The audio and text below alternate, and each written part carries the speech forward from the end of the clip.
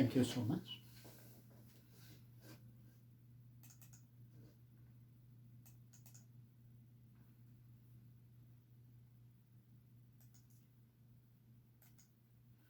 Mga Bisaya sa New Zealand ug sa lain-laing suok sa kalibutan, kumusta? Ani kita niining ato ang programa sa kahanginan sa Free FM 89.0 sa community radio sa Dakbayan sa Hamilton.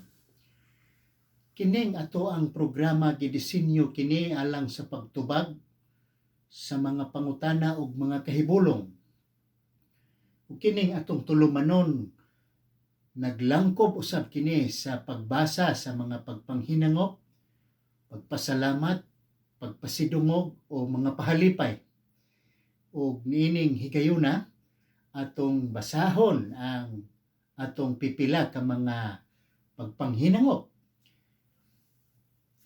Kini pahalipay o pagpasidungog gikan sa Katilingbang Bisaya sa New Zealand ug sa atong sayranan sa mga Bisaya sa New Zealand ngadto sa bag-ong soberenya sa New Zealand ug sa uban pang mga sakop sa Commonwealth countries nga mao ang hari sa Britanya nga si King Charles. Isip pagpasidungog sa iyang paglingkod, isip soberenya, ako moingon sa pinulungan nga Maori, iti rangatira, iti King Charles, ko tini timatanga ho, matapihi, iti kiti aunoy, mi tini matapihi, ka kiti tato, ti atahua, o ti rangatiratanga, ti fakamarumaro, ti faiwahi tanga, mi ti mahitahi, hiya anahaw, kiti kuriro ano, iti kutahi raw waro tikaw, maruataw, kawana hupihuna kimore. Iwi tahi tatu. Nga mihi. Ug mao katong ato ang pagpasidungog alang sa bag-ong soberenya sa New Zealand. Ug lahos kita ngadto sa laing pagpanghinangop, dili kini pagpanghinangop kini usa ka salmot o tampo. Usa kini ka mensahe nga gikan ni Vince Igkalinos sa Bohol. Kini si Vince Igkalinos usa kini ka buotang alagad sa Dios. Ug usab usa ka matinud-anong deboto sa mga santos. Labi na nila ni Jimmy Santos ug ni Vilma Santos. Matud pa niya, ang Bisaya nga nasayod, taas ug layo ang maabtan. Apan ang Bisaya nga kapulan, anha ra kutob sa iyang silingan. Manumbay ay tabi. Naingon ini kalantip ang pinaniiran sa mga Bisaya.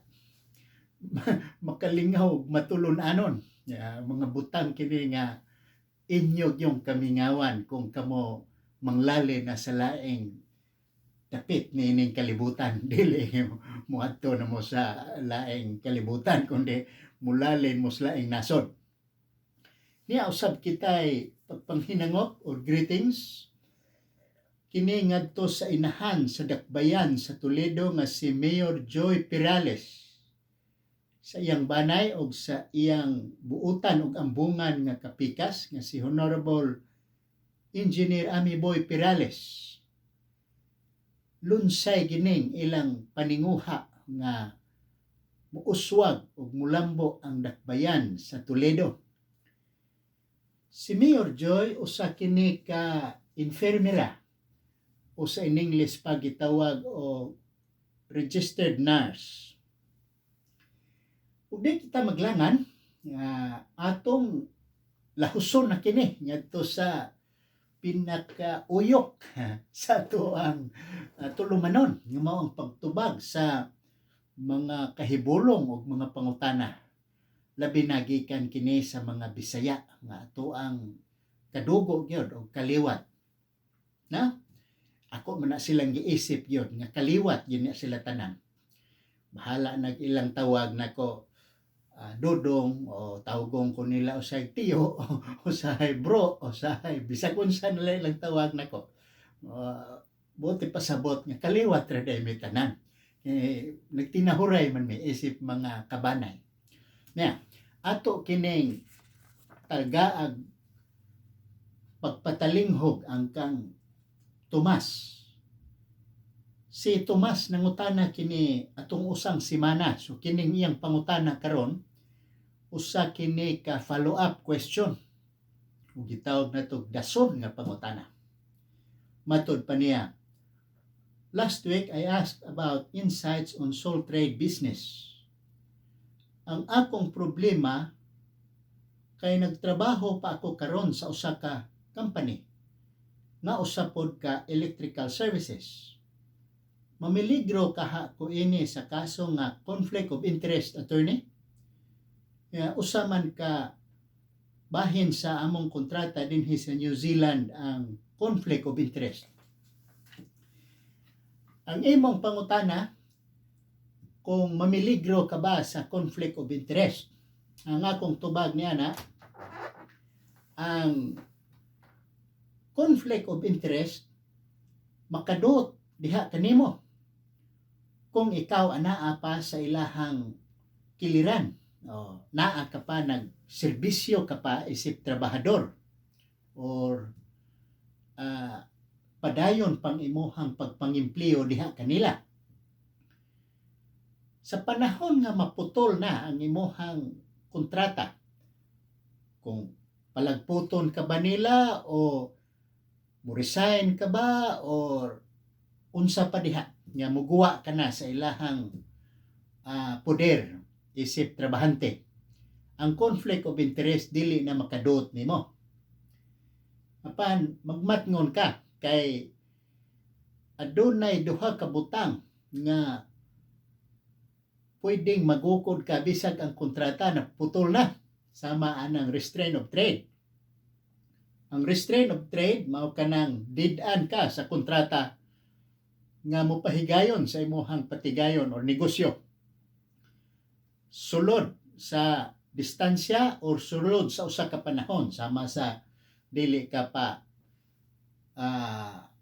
lambigiton sa mga pagpatigayon o mga negosyo nga parehas sa imuhang employer sulod sa 12 ka buwan o sulod sa 2 ka kilometro or unsa dihay nasulti sa restraint of trade. O kung gamito nimo ang pamaagi ang mga customer o mga unsa pay mga gikan pa dito sa imong employer, mamahimo usab kining breach of confidentiality. Lahi kini sa conflict of interest. Ang imong problema kung magukod ka ba sa conflict of interest, ang tubag dili na kung ning-resign ka na. Ang conflict of interest buhi lamang siya kung terminos. Sa ato pa, samtang buhi ang imong kontrata, buhi usab ang conflict of interest. Na hinaot ko nga kana naghatag og kahayag diha kanimo Tomas. Ug ayaw gihapon pagpanuko sa pabuhagay sa imong pangutana kung ugaling aduna pay nahibilin nga taliti diha sa imong kaisipan.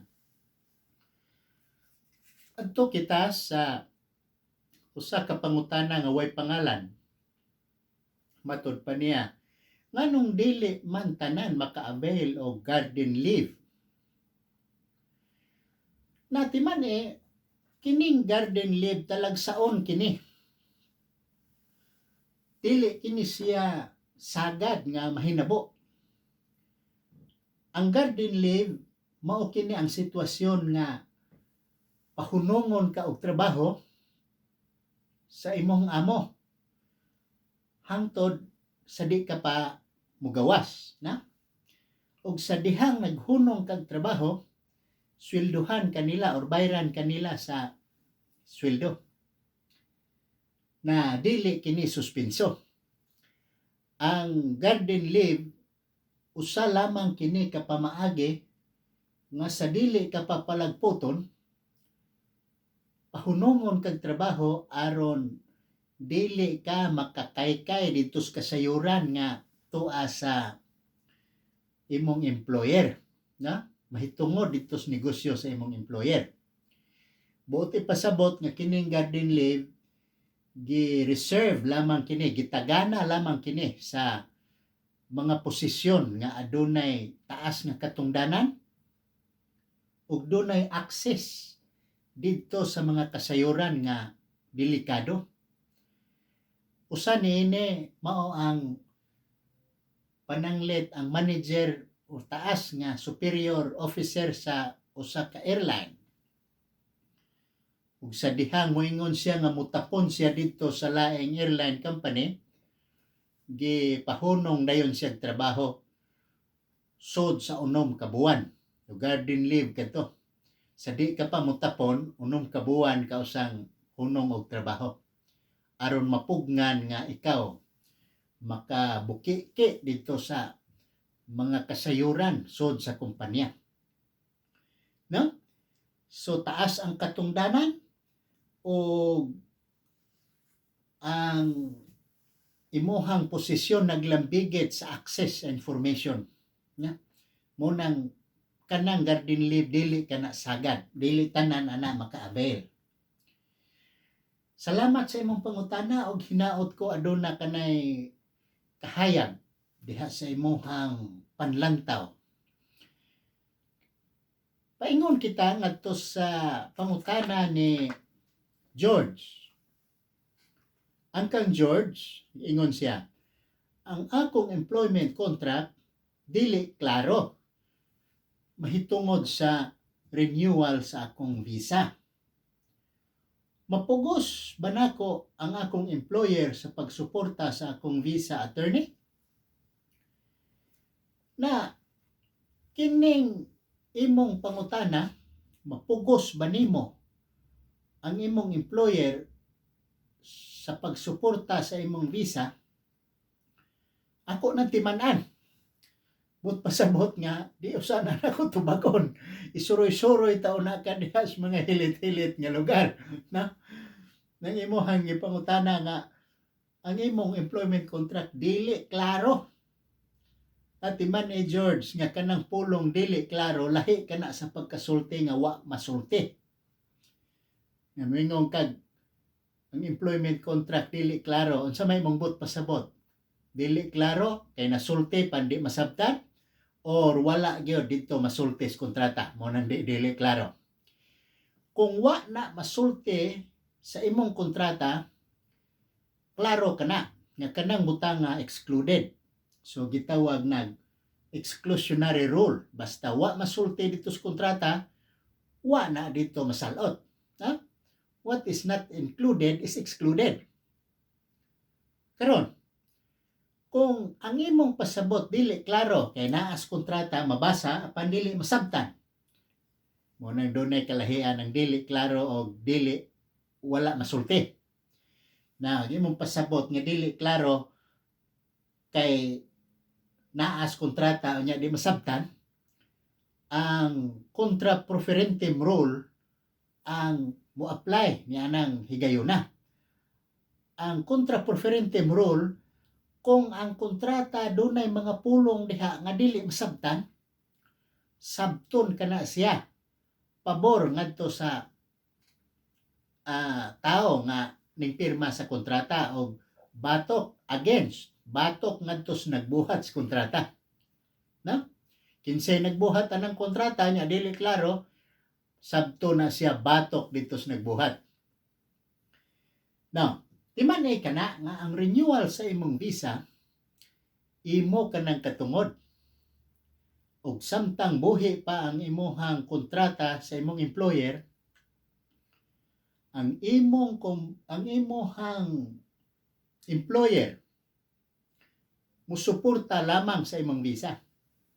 Yan ang imong giingon nga mapugos ba nako? Yan ang imong pangutana, mapugos ba nako? Ako bang mapugos ang employer pag suporta sa akong visa? Bantayanan ka ng butanga, George. Kay dunay bag-ong gibuhat apil ko ni ana sa pag gitawag na to drafting sa kontrata. Ang kontrata nga karon ang wa pa hinuon nimo kuyanap apan basin o gigamit na nga bag-ong kontrata diha sa imong sitwasyon. Dunay tawgo na to na Alforque clause. Kanang Alforque clause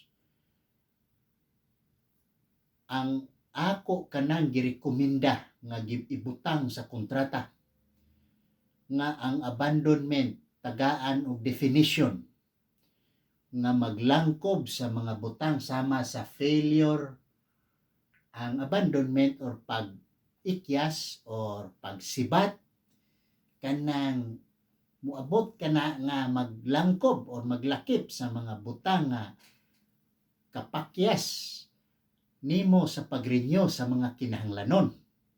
Dili na katong tradisyonal nga abandonment nga mubiya ka, kundi dunay bag-o diha nga akong gisalot. Ang uban ni anang employer ning gamit na pan magbantay ka kung kana gigamit ba. So lilia unya ng definition sa abandonment.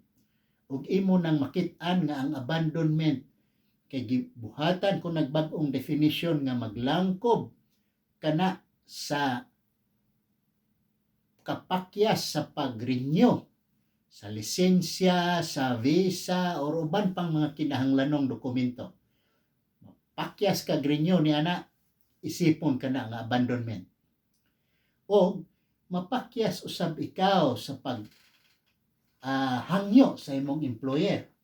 Ang imong employer walay obligasyon matud pa diha sa Alforque clause, way obligasyon nga mo mangutana nimo.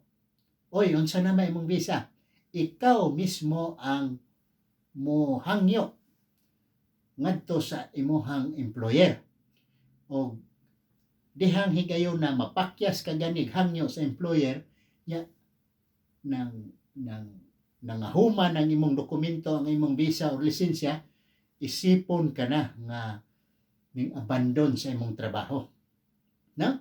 Bantayanan ka ng butanga. Apan mapugos ba nimo ang employer? Ang akong tubag, mapugos nimo samtang buhi pa ang kontrata. Apan magmatngon ka sa clause nga bag-ong definition sa gitawag nga abandonment. Okay? So doon na pa kita'y igong panahon ato pakining malakip ang pangutana ni Reverend Joel. Tud pa niya, asa man gyud dapit ang Tower of Babel attorney. Pasabot niya ang bantayog sa Babylonia. Na? Matud pa ni Reverend Joel. Na Reverend, ang bantayog sa Babylonia nga nasaysay diha sa Biblia, adunay nagkalain-lain nga pamaagi sa pagsabot niya na. Kung ato nang gamitan og literal interpretation, ang mahinabo ni ana nga mangutana gyud kita asa man gyud ning Babylonia dapit. Asa man gyud eksakto gyud nga boundary nini, asa ni nahiluna, na? Unya unsa man gyud to kataas ang tore, na? Unsa man gyud to kalapad, unsa man gyud materyales gigamit ato, unsa man gyud tong tuiga, mga ingon ana mga butanga. Unya hilngon dayon na sa pangutana og asa man ron. So kay katudlo, so palyar ang nasuwat, na? Di na nimo na maprueba. So doon na kita ilaing pagsabot niya na gawa sa literal interpretation, ato kanang gamitan usab og mga rhetorical interpretation nga dili na maglambigit og material nga mga butang sama anang asa dapit, unsa may gigamit nga materyales, kawayan ba, kagengkeng ba, langgi-langgi ba, dili na maoy mga material objects nga uting kayon didto sa rhetorical interpretation, kundili ang pagsabot nga retorikanhon mao na lamang ang pagkaplag sa katarungan nga ang butang nga taas ra kaayo, bugat ra kaayo, malumpag ra sa iyang kaugalingong gibugaton. Muna nga magbantay pud ta sa atong kaugalingon nga kung masubra pud ta ka mapahitas-on sama sa bantayog sa Babylonia, masukamod ra sab ang tao nga hilabihan gyud kataas. Ha? So mao nay ako ang matampo diha ang interpretation rule, literal o rhetorical ug uban pang mga butang nga pwedeng magamit sa pagpanabot. Karon, ari kitas pangutana ni Freddy. Matod pa niya, attorney, gi-decline ang reinstatement nga gi-file sa among abogado. Dili day maayo ang remedyo nga reinstatement, attorney? Na kining imong pangutana, Freddy, ingon pa nimo nga gi-file sa inyong abogado. Doon na kini siya potential professional encroachment, pagpanapaw. Dili ko na lang nihilabtan ng imong pangutana. Ang akong gamay lang niini nga dili gyud mo sagol dito sa imong abogado mao ang pagpangayo. Ingna ang awahaga ang inyong abogado nga mangayo mo sa katarungan kay dili mo i-reinstate man basta i-decline ang inyong reinstatement ato pag i-dismiss mo, file mo reinstatement. Kung balibaran ang inyong reinstatement bote pasabot, dunay question dito nga trust and confidence, dili nakakakumpiyansahan, wa nay confidence nimo. So dihang dapita ma-justify ang pag-decline or pagbalibad sa inyong reinstatement. Kung mo ning balibad man sila sa reinstatement, pangayo o objective verifiable reason ang gitawag nga confidence issues. Kay basig moingon lang ang employer, di na ta mo ma-reinstate kay tungod sa confidence issues. Unya katong confidence di ay wa di ay maglungtad kay wa maglambigit ang inyong posisyon o confidential function. Na imaginary ra, so kinanglan imo silang iduot nga tungod man kanis confidential issues betagay kog objective verifiable reason kung kining butangan naglambigit bag confidential issues. Ingon ana lamang kasayon. So ingna ang imong abogado nga ingon anaon pag palusot o dili na ko mutuhog ni anang dapita kay mahug na kana siya og potential professional encroachment.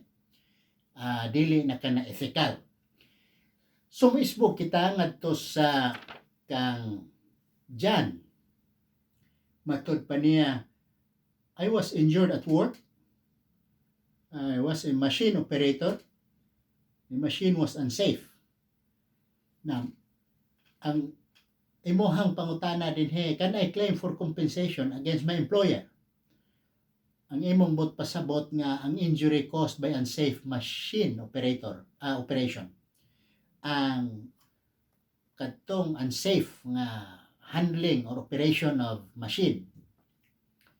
Na ang akong tubag niini dili ka maka-claim tungod kay kana siyang butang nga ubos kana sa ACC, na dinhis New Zealand ang butang nga ingon ining claim dili na ang mga aksidente o guban pang injury dili na ngadto sa employer, ngadto na sa ACC. Ang employer mo fill up lang og form ni ana, dayon sumiter ngadto sa ACC, na o adun na pakitay igong panahon ato kining igukod ang usa ka pangutana natud pa unsa may retirement age sa New Zealand Employment Law gikan kini ni Kevin. Na Kevin, sa Section 104 sa Employment Relations Act sa New Zealand, walay compulsory retirement or pinugos nga pagretiro, gumikan lang sa pangidaron. Ikaw maoy mo desisyon anang butanga kanus ka mo retiro. Nga? So, unsa man gyoy ingon pa nimo unsa man gyoy retirement age, walay compulsory. Apan do na retirement, ikaw naa na sa imong tinugkaran, na atong igukod ang mahimo patingali kini, atong igukod kining usa ka anonymous nga pangutana. Sa serious misconduct, usa nako ka coworker nagpositive sa drugs and alcohol test. Apan gipabalik man sa kumpanya pag patrabaho bisag serious ang offense, attorney. Makalingaw ning imong pangutana kay usa ni sa ako ang yatiman karon na murag imong pasabot ni kadtong nahinabo gyud nga naara diha sa kilid-kilid. Na ang hitabo ni ini nganong gipabalik sa employer gumikan kay ang pagpahigayon sa testing sa alcohol and drug testing ubos sa policy anha ipahigayon sulod sa workplace sa gitrabahoan og sulod usab sa panahon sa tawag na to time of work, na diha sa panahon o diha sa lugar sa pantrabaho. Kaya hitabo ni ining sitwasyon na dito siya sa parking lot, hubog siya kayo nya kit-an siya supervisor o nya gitesting nagpositive siya sa drogas o hubog kay sa alcohol o nya gitangtang. So ang gihimo nini file og reinstatement violation sa policy. Gumikan sa katarungan nga wala na'y control ang employer gawas sa workplace o gawas pod sa oras sa ting trabaho. Na? Pandunay mga pipila ka exceptions niini. Sama anang mga sala nga walay jurisdiction kanarong pagbinastos diha sa social media. Wa kana sa workplace apan pwede kang madisiplina na exception kana o usa niya ng exception kanang misappropriation paggamit sa mga kahimanan sa kumpanya gawas sa kumpanya imong gibangga ang sakyanan gigasto nimong kwarta dito sa gawas unsa-unsa nagsuroy-suroy mo gamit ang ambulansya ug uban pa misconduct na kana. Daghang salamat nining inyong pangutana o hinapos ng atong panahon. Daghang salamat usab sa inyong pagsunod dinhi sa ato ang sayranan sa mga Bisaya sa New Zealand. Nunti gihapon ninyo kining atong tulumanon sa samang takna, sa samang adlaw o sa samang istasyon dinhi sa Free FM 89.0 sa Hamilton. Ako moingon kung buot kamong makabaton sa kinabuhing tunhay, pagbinuotan kanunay. Kini si Paul Alforque ang inyong abogado ug manlalaban ug ang inyong alagad usab dinhi sa sayranan sa mga Bisaya sa New Zealand hangtod sa sunod uban sa dakong panghinaot nga kamo anaa kanunay sa maayo ug kapiskay nga panglawas. Daghang salamat.